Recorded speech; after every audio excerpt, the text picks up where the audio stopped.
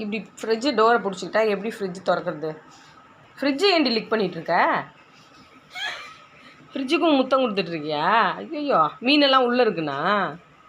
சரி சரி சரி சரி. ஓஹோ, அதுதான் ஃப்ரிட்ஜு மேலே ஏறி படுத்துக்கிறியா?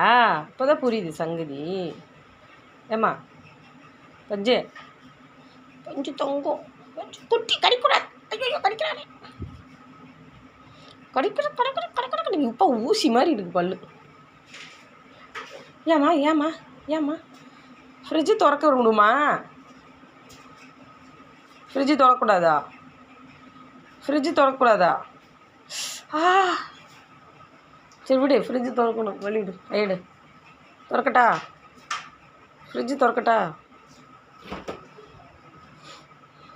ம் ம் ம் ம்